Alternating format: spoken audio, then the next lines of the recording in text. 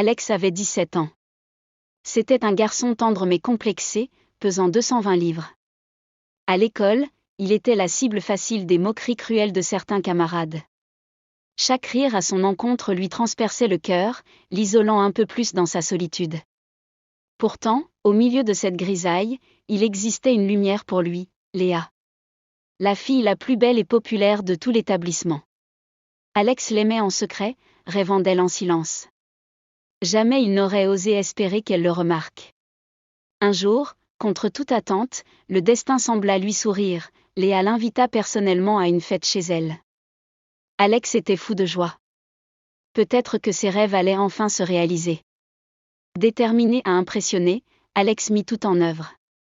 Il loua un costume hors de prix, emprunta une voiture de luxe et même de l'argent à ses amis pour acheter à Léa des cadeaux somptueux.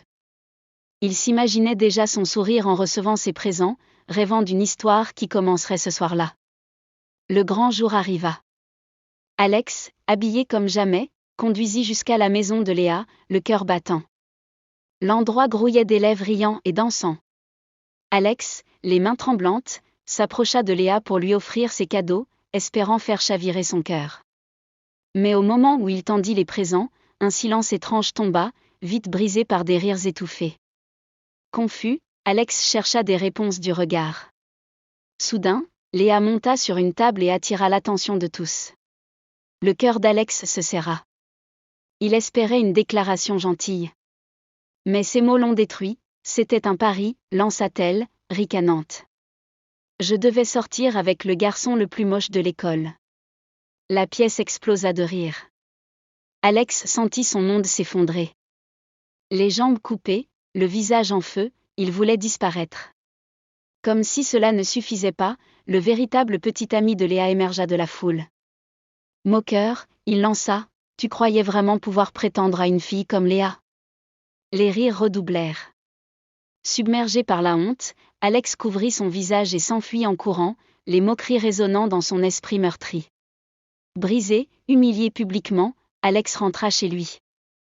Dans sa chambre, il se laissa engloutir par les larmes. Mais la douleur laissa bientôt place à autre chose, une colère noire, un besoin viscéral de revanche. Sur son téléphone, les choses empirèrent. Les vidéos de son humiliation étaient devenues virales. Le monde entier semblait rire de lui. Cette nuit-là, une décision se forma en silence dans son cœur. Un jour, je me vengerai, murmura-t-il entre ses dents serrées. Pendant 2 semaines, Alex disparut. Plus d'école, plus de téléphone. Il s'enferma dans un silence de plomb, ruminant chaque détail de cette trahison. La honte l'avait englouti, mais la rage le maintenait vivant. Puis, il décida de retourner à l'école, méconnaissable. Il acheta un masque pour couvrir son visage, espérant devenir invisible aux yeux de ceux qui l'avaient détruit. Quand il entra dans la classe, il sentit tous les regards converger vers lui. Et puis, les rires recommencèrent. Plus violents. Plus cruels. Léa menait le cœur du mépris, son rire éclatant dans tout le couloir.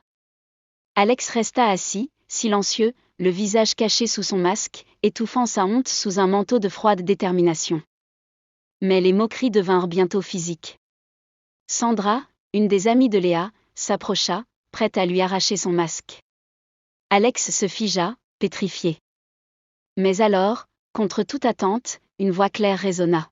« Laisse-le tranquille. » C'était Clara, une fille discrète du fond de la classe. Issue d'une famille modeste, Clara n'avait jamais appartenu au cercle doré de Léa, mais elle avait connu elle aussi la morsure du mépris. Ses yeux brillaient d'une colère froide. « Vous n'en avez pas assez de rabaisser les autres, lança-t-elle. Le silence tomba sur la classe. Léa, furieuse, cracha, « Tais-toi. Toi, la fille de la bonne ? Je pourrais révéler que ta mère travaille pour la mienne. » Nouveaux éclats de rire.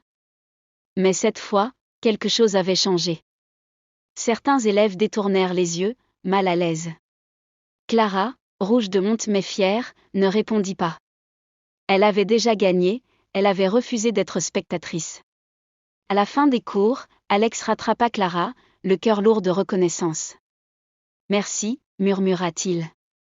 Et, désolé pour tout ce qu'elle a dit. » Clara esquissa un sourire triste. Ne t'inquiète pas. Je suis habituée.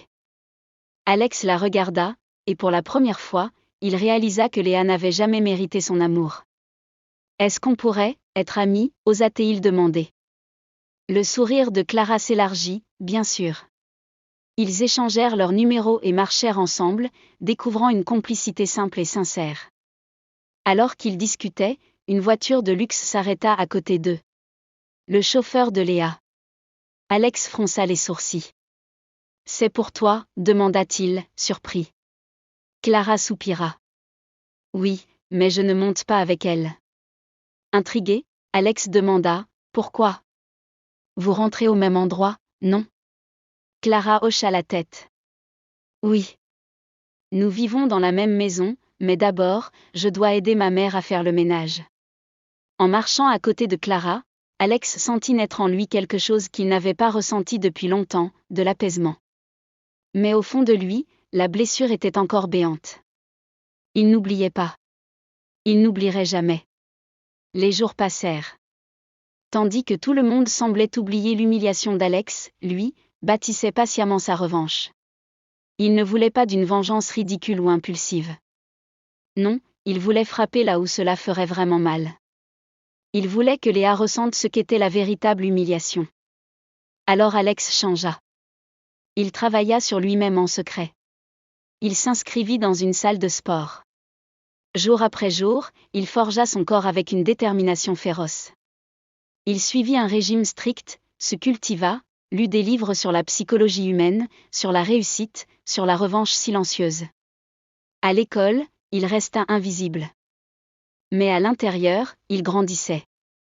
Sa colère devenait une force. Il ne voulait plus mendier l'acceptation. Il voulait devenir quelqu'un que personne ne pourrait ignorer, ni humilier. 2 ans plus tard, tout avait changé. Alex n'était plus ce garçon timide et mal dans sa peau.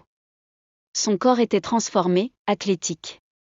Son regard, sûr de lui. Il s'était construit une nouvelle vie, loin de la ville, poursuivant ses études tout en travaillant sur son apparence, sa confiance, et surtout, son plan. Ce jour-là, une annonce fut faite, la grande fête annuelle de l'école allait avoir lieu. Tous les anciens élèves étaient invités, et bien sûr, Léa serait présente. C'était l'occasion parfaite. Alex loua une voiture de sport, plus impressionnante encore que celle qu'il avait empruntée autrefois. Mais cette fois, il n'avait pas besoin d'emprunter de l'argent. Il avait réussi. Grâce à un business en ligne lancé en secret, il était devenu financièrement indépendant.